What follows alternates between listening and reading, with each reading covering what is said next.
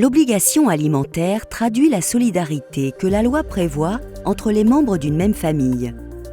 Concrètement, l'obligation alimentaire consiste pour une personne à aider un des membres de sa famille dans le besoin. La liste des créanciers et débiteurs est limitativement prévue par la loi.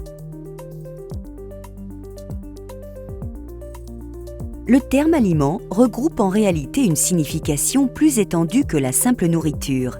Il inclut tout ce qui est indispensable pour vivre: nourriture, vêtements, logement, frais d'hébergement en maison de retraite, frais médicaux et pharmaceutiques, frais funéraires. L'obligation s'exécute le plus souvent en argent, mais peut aussi être exécutée en nature, comme par exemple mise à disposition gratuite d'un logement.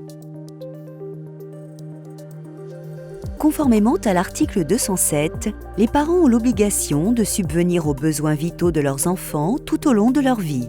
Cela englobe non seulement leurs besoins matériels essentiels, mais également ceux d'ordre moral et intellectuel. Cela concerne tous les parents, qu'ils soient mariés, pacsés, concubins ou séparés. Conformément à l'article 205 du Code civil, les enfants doivent aider leur père et mère ou tout autre ascendant se trouvant dans le besoin. Si l'un des enfants paie plus que sa part, il ne peut s'en prévaloir au moment de la succession que si les autres héritiers reconnaissent cette créance et sont d'accord pour la lui rembourser. En vous mariant, vous devenez alliés en ligne directe des parents de votre conjoint. À ce titre, vous leur devez une obligation alimentaire en cas de besoin et réciproquement. Cette obligation ne prend fin qu'en cas de décès de votre conjoint et des enfants issus de votre union. La jurisprudence a également reconnu que le divorce pouvait y mettre fin. Les concubins et partenaires n'ont pas d'obligation alimentaire envers les parents de leurs concubins ou partenaires.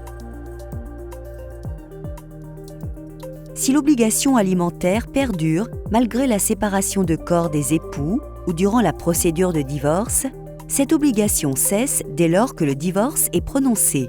Toutefois, le versement d'une prestation compensatoire peut être accordé à un époux pour pallier à la disparité créée par la séparation. Dans le cadre d'une succession, les héritiers du défunt doivent verser une pension alimentaire au conjoint survivant dans le besoin. Cependant, elle est limitée à l'actif de la succession. Les héritiers n'ont pas à payer sur leur patrimoine personnel. Si le bénéficiaire de l'obligation alimentaire reçoit également des aides d'organismes étatiques, ces derniers peuvent, dans certains cas, en demander le remboursement à la succession.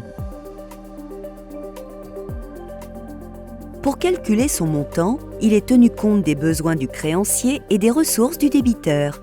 En cas de désaccord des débiteurs, c'est le juge aux affaires familiales qui fixe le montant de l'obligation alimentaire après avoir reçu les différentes parties. Attention, le non-respect de l'obligation alimentaire peut entraîner des poursuites pénales au titre de l'abandon de famille.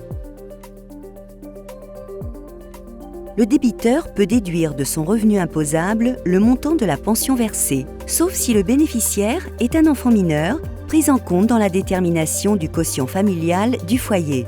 Le créancier doit déclarer cette aide dans ses revenus imposables dans la catégorie des pensions.